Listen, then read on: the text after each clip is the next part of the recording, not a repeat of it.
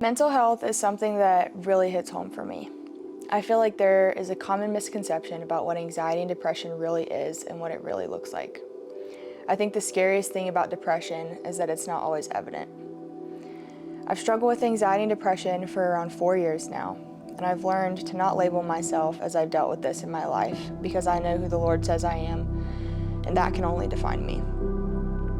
Although I'm a Christian, I still struggle with my headspace and finding peace within life stresses.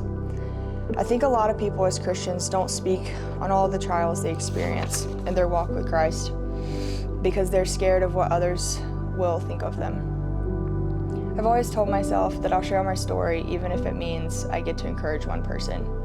I haven't shared my testimony yet, but here's a short glimpse into it.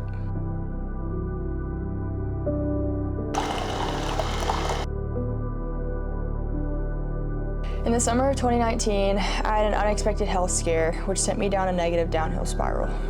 Anxiety consumed me. I started not only to doubt my health, but everything became filled with anxiety.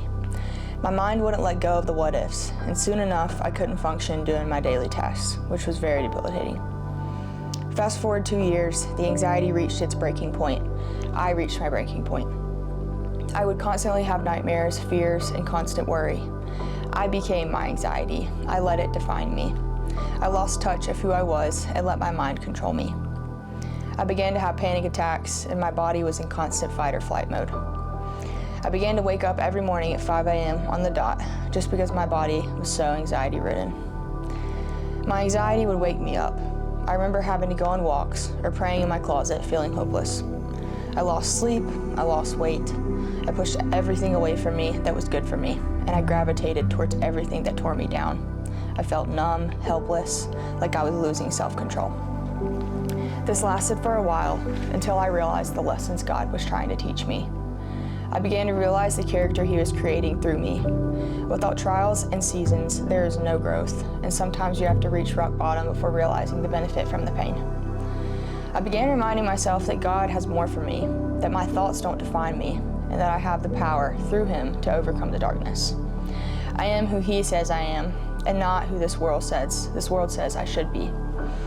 Looking back, I am so grateful for the seasons God allowed me to grow through, because I wouldn't be who I am today if not. I always pray that God molds and shapes me into the woman He intended me to be, and I can say confidently now that He has done that and He is still doing that.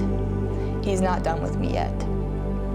Those who are watching this, just know your story isn't over yet. Please don't give up, because your best days are ahead of you.